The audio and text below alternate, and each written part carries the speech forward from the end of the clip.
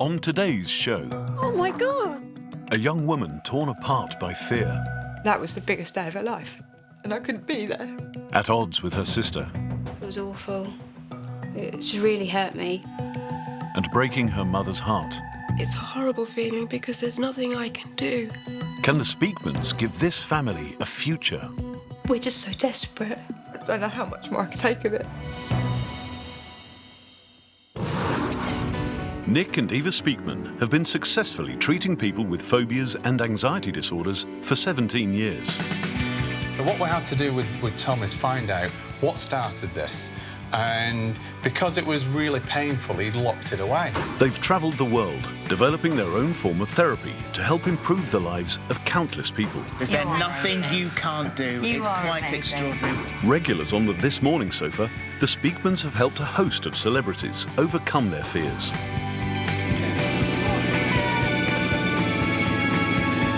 You've got two issues going on here. Unbelievable.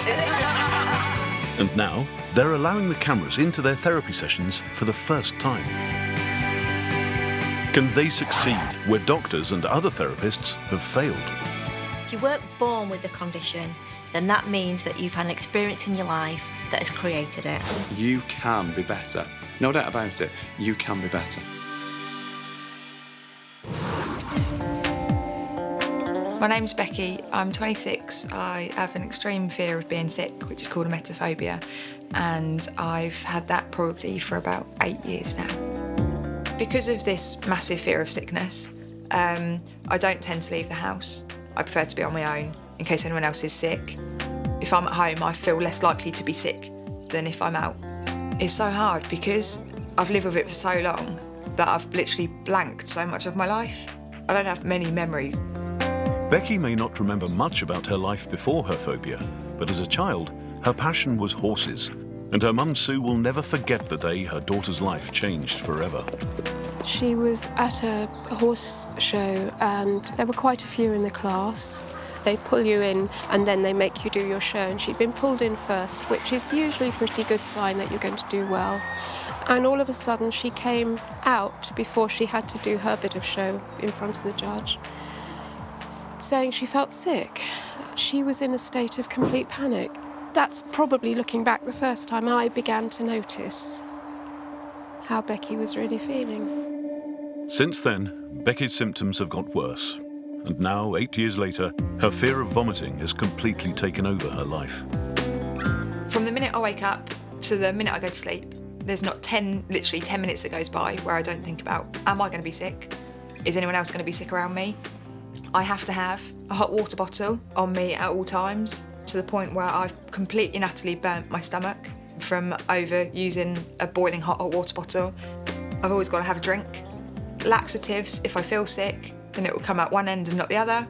Anti-sickness tablets, calming tablets, Valium. I have to have those with me at all times. We can't really go over 20. Trying to keep her phobia under control is a daily struggle for Becky. She finds it difficult to hold down a job and has lost a lot of friends. Her older sister Charlotte knows all too well how it's affecting the entire family. I got married in June last year and I asked Becky to be my maid of honour, and she was really excited and she accepted it. We had all the tickets booked to go to Cyprus for 2 weeks where we got married. I'd packed my bag, ready to go, and I knew deep down I wouldn't be able to, but I thought if I at least look like I'm making the effort and try and get it in my head that I will be able to go, that I can do it. I couldn't even put bags in the car. We left Rebecca here on her own, which was very hard.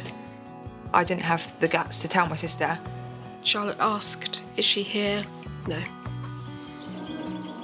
I was devastated, you know, it's my sister, my only sister. Oh, it was awful. It just really hurt me. She holds a massive grudge on me for that, which I don't blame her. That was the biggest day of her life. And I couldn't be there. For Charlotte, not having her sister with her on her big day was the final straw, after years of watching Becky's phobia take over the family. Charlotte feels very jealous of Rebecca because Rebecca has much more of my time. Mum would put so much time and energy into helping Becky get better. which I understand now, and that's what any good mother would do, but at the time it was hard to kind of realise that. She's always said, you know, well, you've got everything. And I'm like, but I haven't, because I don't have my health. And to me, that's more important than a house or, you know, anything. I try and explain to both of them that, you know, I love them equally, but it's very hard. Someone else who finds living with Becky's condition difficult is her soldier boyfriend, Chris. He never found it a problem until we then started trying to go out, and then he realised what I was like. And I kept saying, right, give me a month. If I'm not better in a month, then it's fine, you know. Then obviously, you know. And he's tried and he's tried and he's tried, and he finds it very hard. His mother has bought a house that they were both supposed to live in. Becca can't live there, so he lives there when he's back in this country, and Becca lives here. Powerless to control her phobia on her own, Becky's desperate for a cure. In the past, I've tried hypnotherapy, hypnoanalysis, NLP, CBT. We've had anything and everything that's going. Nothing has worked. Mum's spent a fortune over the years, not only in certain therapies, but in, you know, things to try and help motivate her to get better. A few years ago, we bought a dog for her in the hope that she would be able to get out and take it for walks every day. That's not really happened. I'm a massive animal person, and Mum knows that my Dalmatian is my life. But I've said to Mum, I'd prefer for Darcy to be put down than for me to be sick. That's how overpowering my condition.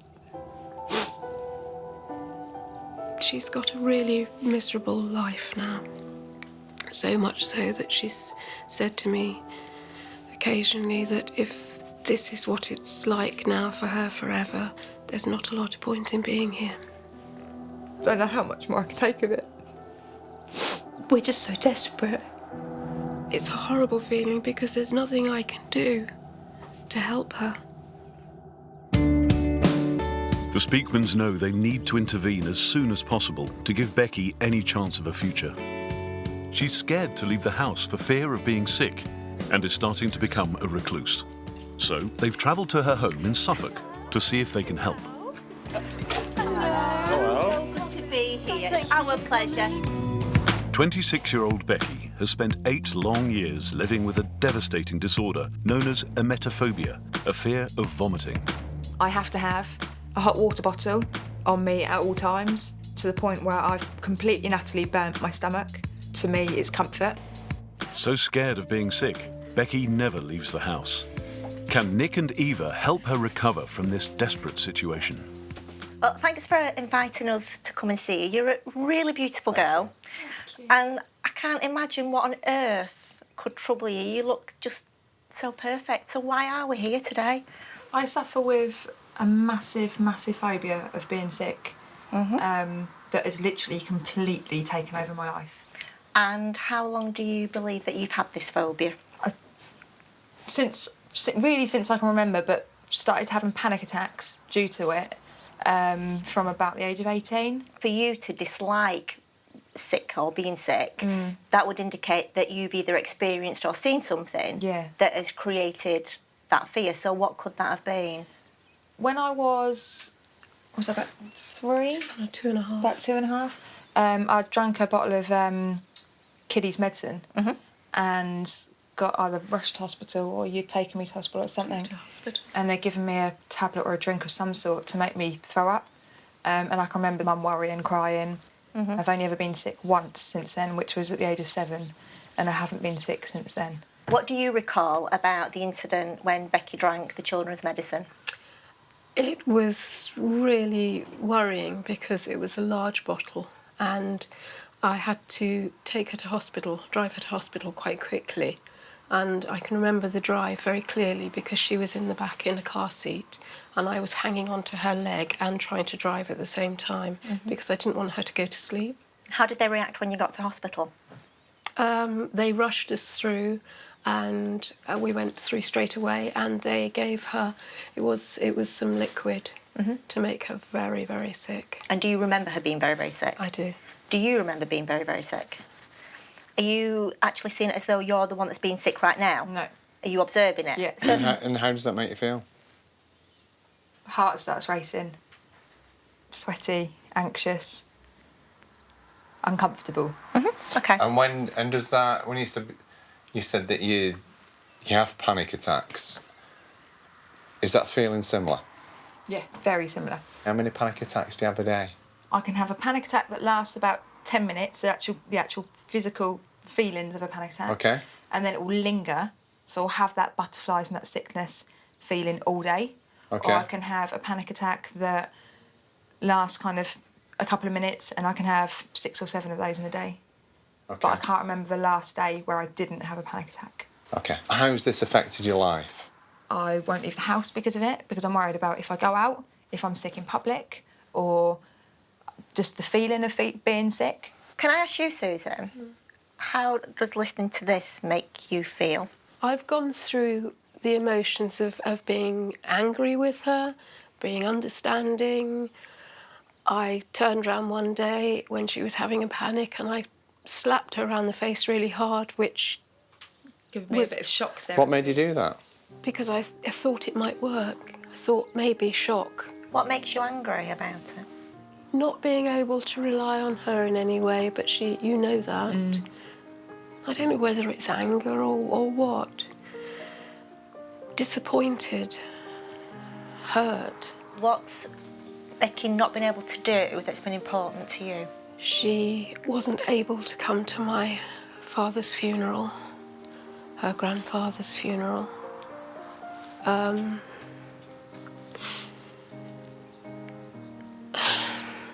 There's been so many occasions but it is like, it's almost normal now.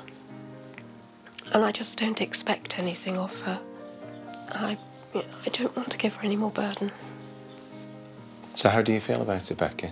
Because I can see that you're getting upset, and particularly about your granddad's funeral.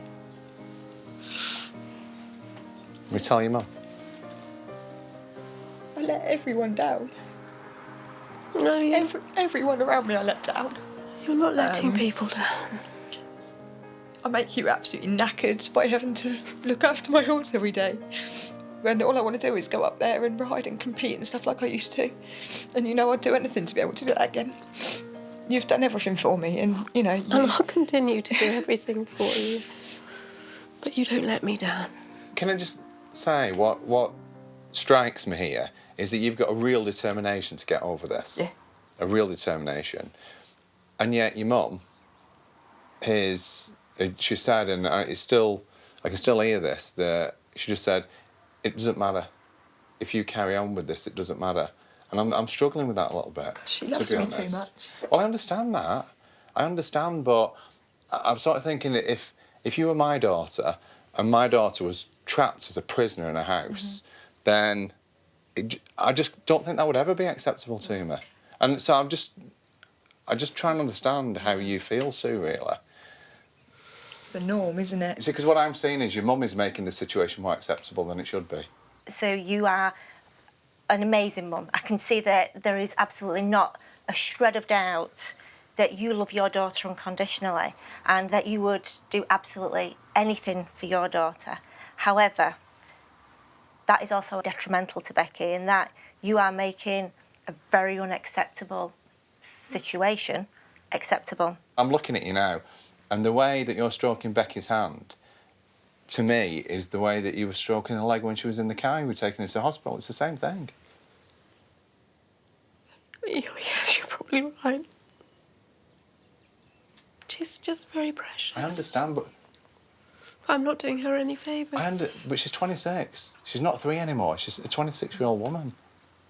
And I'm not, and I'm not saying that it's wrong to love her, because absolutely, it's, of course you do, and of course you love your mum, but this isn't right. Because all you're doing with this is reinforcing. Reinforcing something that she's. There we go. Is this the first time that anybody's mentioned this to you? Yes. And how does that make you feel? It makes me, to be honest, makes me feel awful that I've possibly dragged out something for longer than it should have been there. Like Nick said, you have been reacting with Becky like the 3-year-old because you've not let it go either.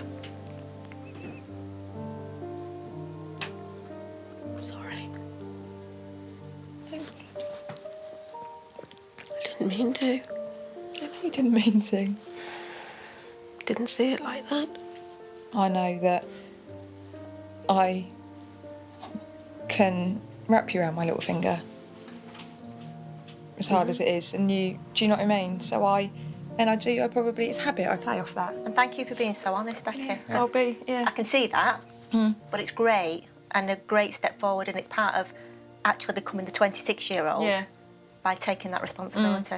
I know that I can walk all over her, and I don't mean to, but it's hard. Get it? You can get away with it, Yeah. but it's not life. No. It's not life for you, No. and it's even less in life for your mum, because ultimately, your mum is still, I can see it in her face, she's just, all this is through guilt. Shouldn't It was an accident that happened. It was an accident, but you're feeling guilty, and because of that guilt, that's why she allows you to wrap around your little finger. Makes sense. So we know that there's not just you two that's been affected by this. I know that you've got a sister. Yeah. We'd like to invite your sister to come and join us, if that's okay. Yeah, of course. Okay. Charlotte, thank you for joining us. Thank you for coming. We've just been talking about Becky's issues and how it affects Becky and how it affects your mum, and we'd like to know how it affects you. The biggest problem is over the last 10 years, Mum's put so much time into trying to help Becky, which I've always felt slightly outcast by that. And it's, in the scheme of things, it sounds really selfish of me to feel like that. She's the one with the phobia and the bigger problem, but it has taken its toll on everybody. You know, Mum's been so strong, haven't you? You've been so strong over it all and dealt with it the best way you can. But it's been very frustrating. I understand that you had a relationship. Yeah. Can you tell me about that? Yeah, on-off boyfriend at the moment. Chris, I've been with him for just over 2 years. He's in the army, he's in Afghanistan at the moment. Okay.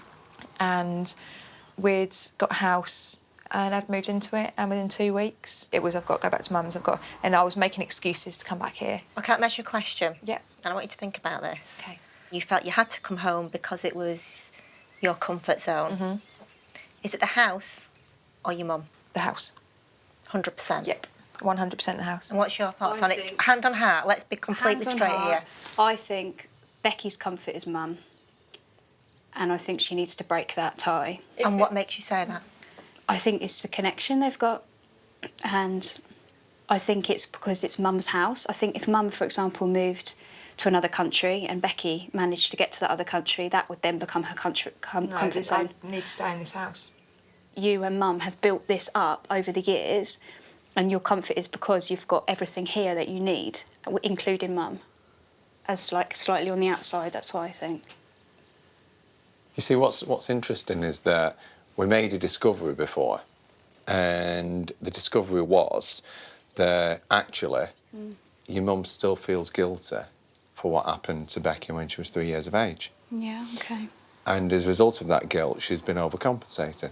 And therefore, essentially, unbeknown to your mum, she's been making the situation worse. Yeah. So if she's been overcompensating with Becky, who's been losing out? Well, I'd say I have. And how does that make you feel? Will you tell Becky? No, because Becky, you're the one that's poorly, and I've got my life and my family and stuff, but as the years have gone by, like, it would have been nice to have a better relationship with Mum. And you know that. No, I know It's that. been hard, like... You don't have the relationship with Mum that you should have because of the way I am. That's you how it's two, felt. I know it is, and I know, and That's I how can it's see, and I felt. can see that. Felt really outcast I know. over the years because of it. You've it's told not me your. that. I know, but you've And I'm only not- done what any mother could do, because it's hard. Like, how were you meant to know how to deal with it? I didn't. But you've done the best you could do, and you never beat yourself up about that because you've done everything you can do. But But I'm sorry, because I... no, don't apologise, Mum, because I'd do exactly the same in your situation, like I would. It's just, I know you get frustrated. Grandma's always said you're so sensitive and so knowing, and I didn't take any notice, and I'm sorry. Mum, don't. I love you so Mum, much. don't, please, because it's all right. Mum. Please, Mum. I'm so sorry. Don't, Mum, it's not your fault. Please don't be sorry. To start to heal years of hurt and repair their relationship, Becky and her family have written down how they feel. Dear Becky, we've all been on this journey together. Let's just hope in a week you'll be back. It means so much to me, and I love you more than anything. It's difficult to write this, Becky. You know how I feel. Please just focus on this help and be strong, and you can do it. I love you, Charlotte.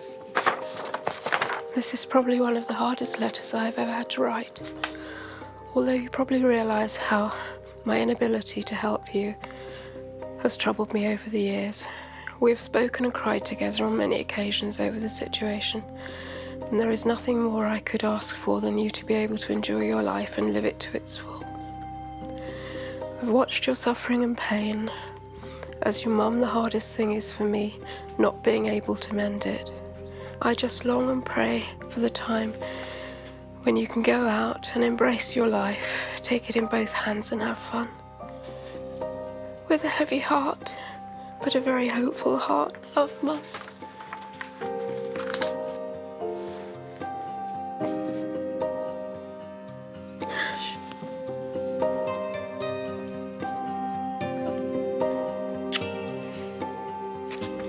To Mum and Charlie, firstly I want to say how grateful I am for everything you've both done for me. I'm so sorry I've been the way I've been and so much strain it has put on your relationship. I love you both more than anything, and not only do I want to get better for me, but for you two to live a normal life again. For us to all be happy, be the best friends and sisters that we should be, and Mum to have a relationship where I don't have to rely on you. Thank you, I owe you both a happy life, and I will give that to you one day.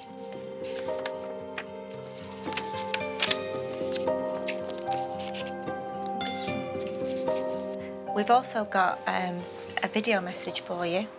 I understand from Chris from Afghanistan that we'd like to share with you. Hi Becky, I'm sorry I can't be there today. On the day that's potentially going to be the start of a new life for yourself and for us, hopefully.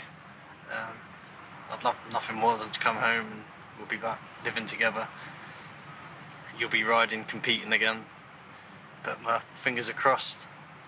I'm sure you'll be fine. Over halfway now, I'll be back soon.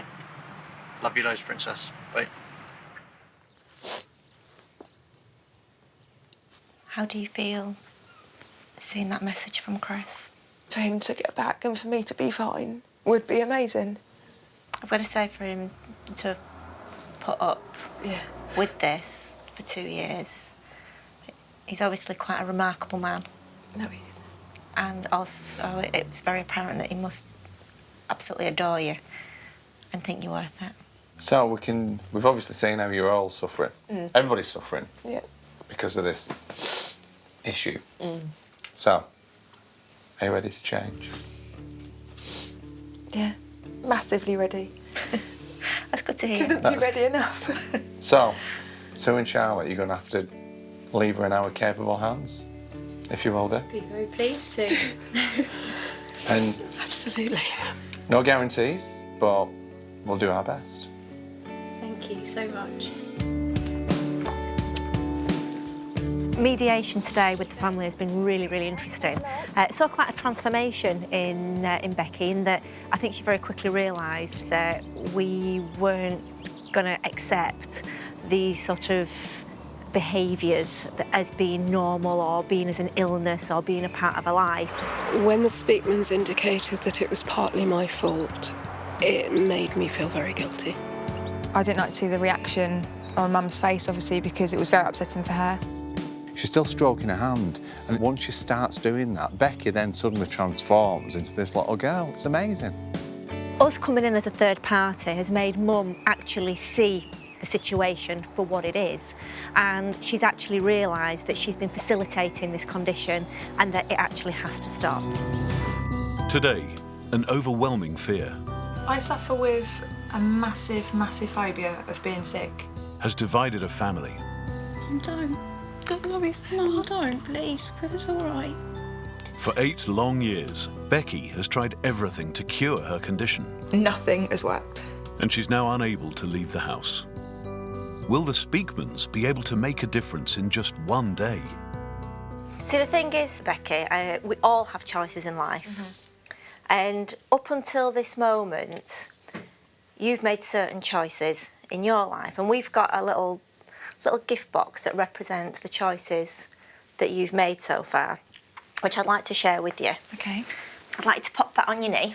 And what I'd like you to do is open the box, and I'd like you to take everything out one at a time. I'm scared of opening it. Because there's some choices in there that you made, and you've got to be ready to alter. Picture of me and Chris. Broken relationship. Because of my panic attacks and my emetophobia. How does that make you feel? Lump in my throat. Okay. Don't like that one, do you?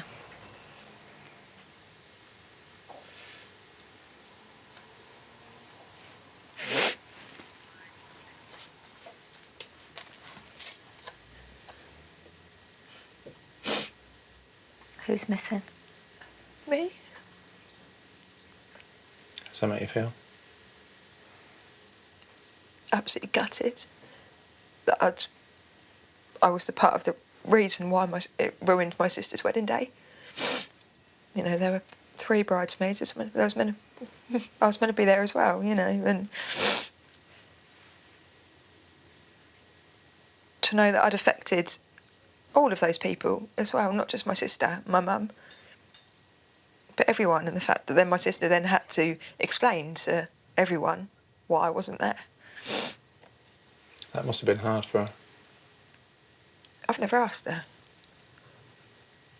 Just think if you had to do it. If the roles were reversed and you had to explain to everyone at your wedding why your sister, Your only sister. wasn't there. Be heartbroken and embarrassed, just disappointed, but more than disappointed. Like, it's life-changing, isn't it? And What have you got there?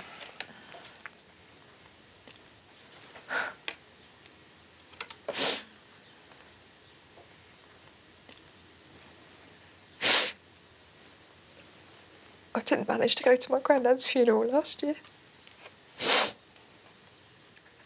Who had to explain that one away? My mum and my grandma. I didn't ring my grandma and tell her. I let mum do it because I was too ashamed to say that I couldn't go. Hang on a sec. What does that signify to you?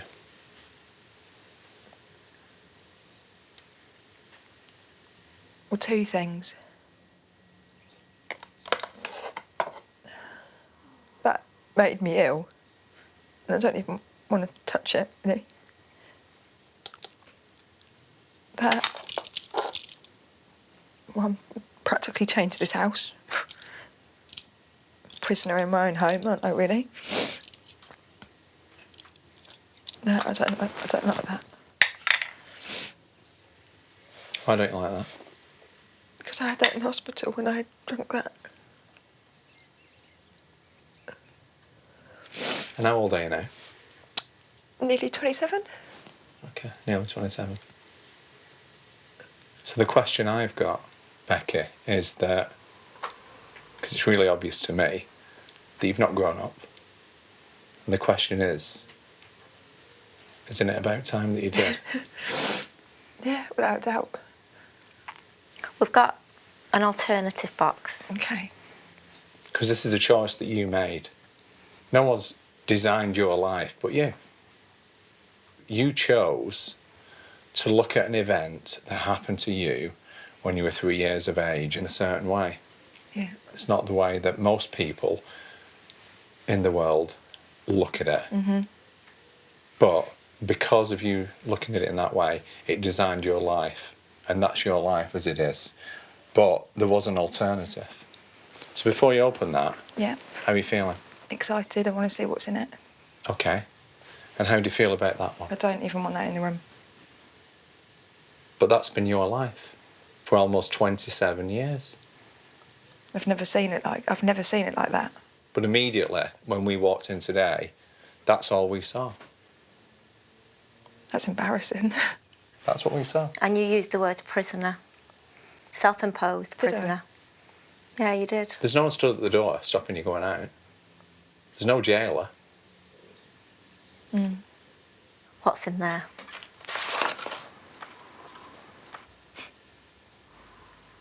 Picture of me when I used to compete the horses. Is that going to be a part of your future? But, yeah, without a doubt. Every weekend I want to be taken up with this again. Or most weekends. Is that a happy girl on there? Yeah. I look quite serious, but I think I was happy. What else we got?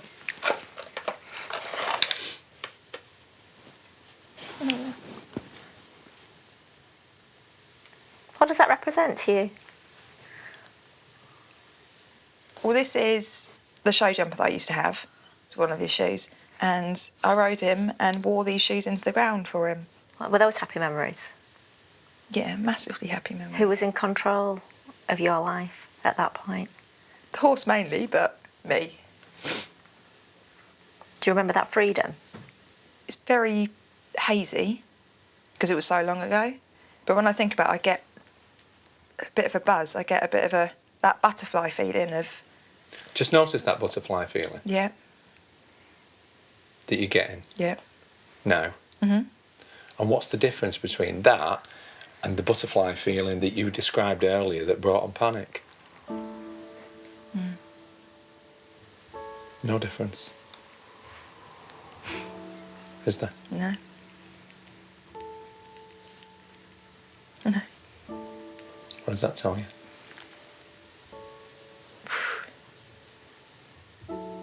There's no reason to panic. Because it's, like you say, it's the same feeling, but I push it into a panic attack. That's right. It's not panic. I wouldn't even say you push it into a panic attack. You misinterpret it Okay. and then become anxious due to the misinterpretation. So when we talked earlier, you referred a lot to panic and panic attacks, and you've just done it now. Can you have one for me? What, right now? Yeah. I'm trying. You see, I remember you said earlier, your words, 10 minutes doesn't go by without I don't think about vomiting, and therefore I start to panic. Yeah. And I can have a panic attack that can last the bulk of the day. Remember? Yeah. Okay. Well, go on, do your best.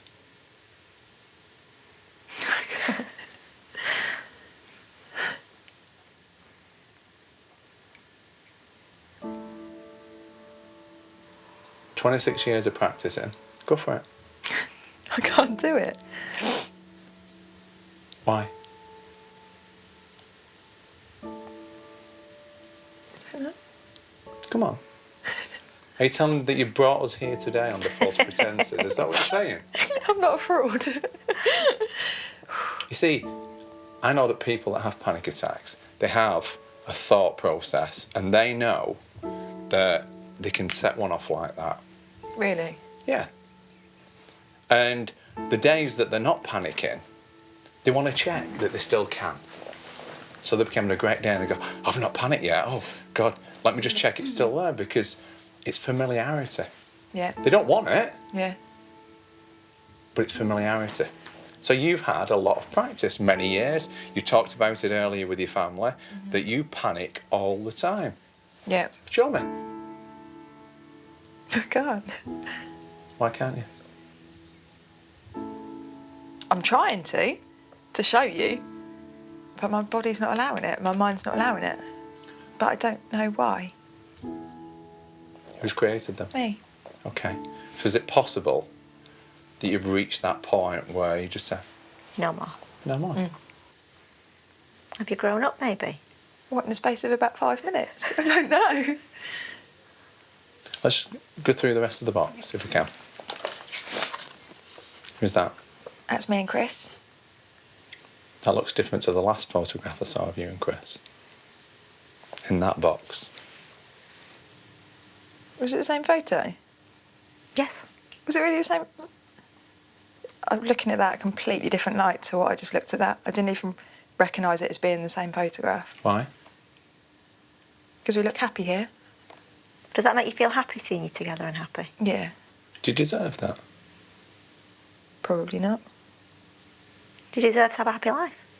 Yeah. Do you deserve to be free like the rest of us? Yeah. So the question is, today, which box are you going to choose? This. This, definitely. 100%. What we're saying to you today is at the age of 3, Yeah. you made a decision based on you drinking a bottle of medicine, being taken to the hospital, being given some medicine to make you vomit, Yeah. and that decision on that day changed your life because from that moment you were frightened to vomit. And what we're saying is that actually you got it wrong, because the reason why we have the ability to vomit is to save our lives, not to make us ill. I know it makes sense, but it's hard to take that in because it sounds so easy. Who was the person out there that decided to tell everyone that life was hard? I'll tell you something, it wasn't us two. So, we'd like to show you something else because today, life gets easier. So,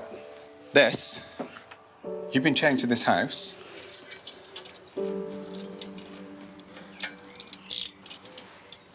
For the last 23 years.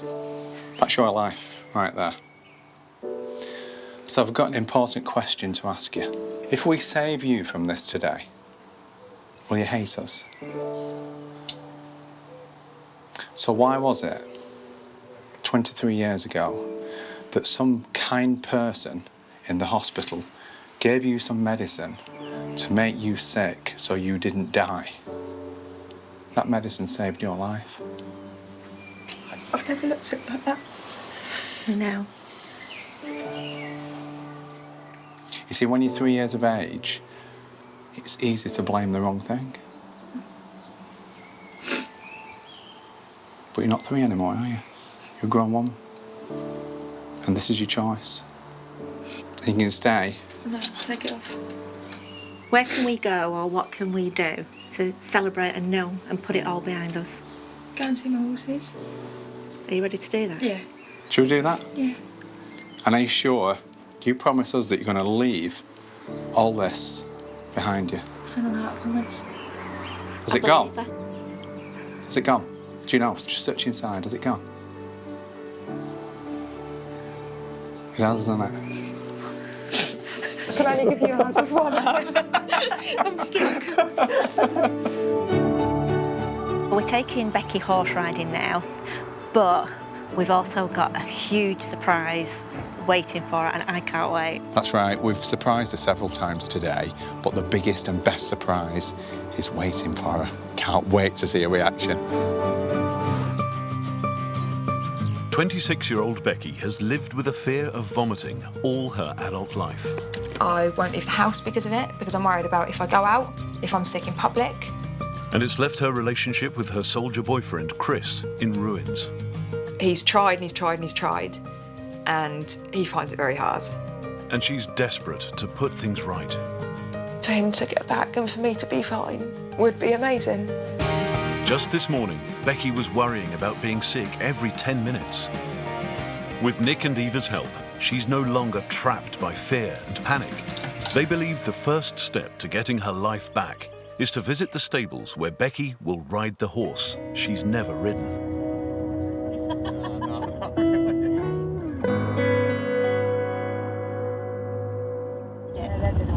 Yeah, I don't know if you've made it, so... Mum?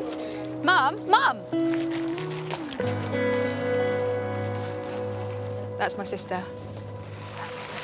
Is she in there? Is she in there? Come on. they don't know that you're here. Fantastic. Oh, she's in there. Oh my God.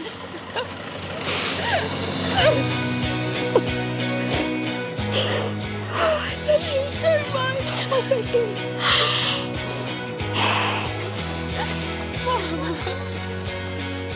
This is real. This is real. I don't believe it. When I saw Becky get out of the car, it was awesome. It was surreal. It was magical. I can barely put it into words. It made my heart explode. Thank you so much. Welcome. Thank you.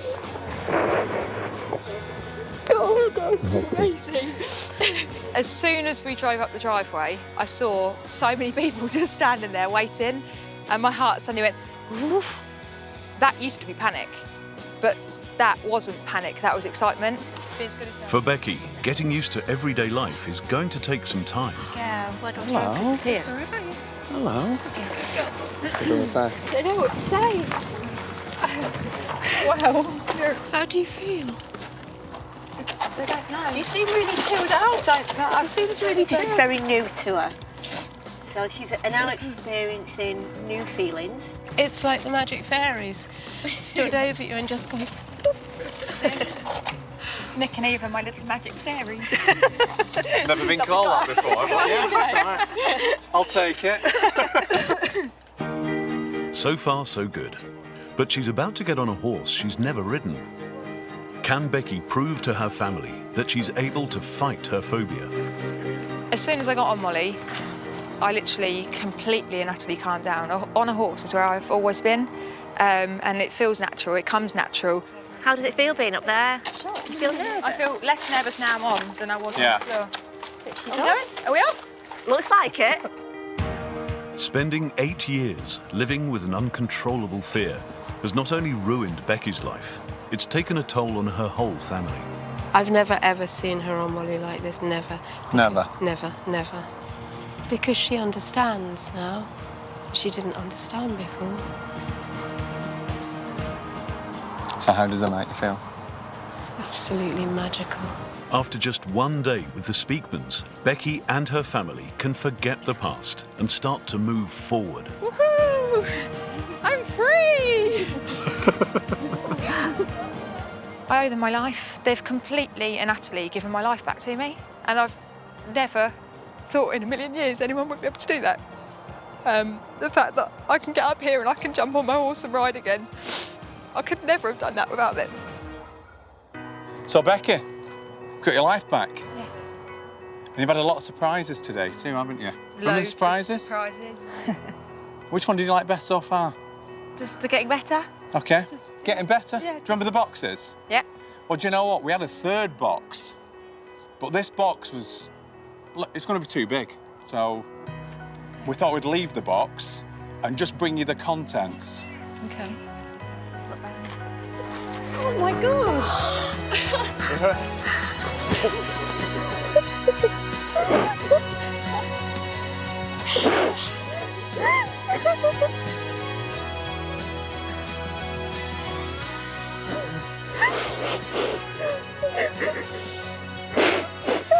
Put your way back.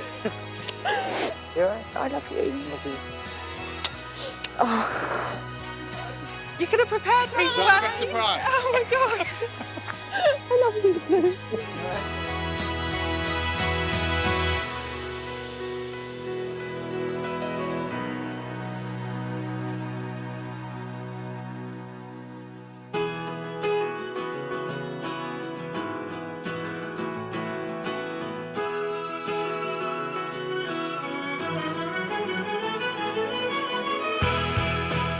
Next time on The Speakmans.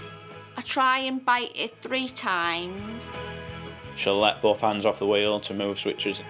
She loses lots of hours of her life just doing a ritual things. I cannot stop myself from doing it.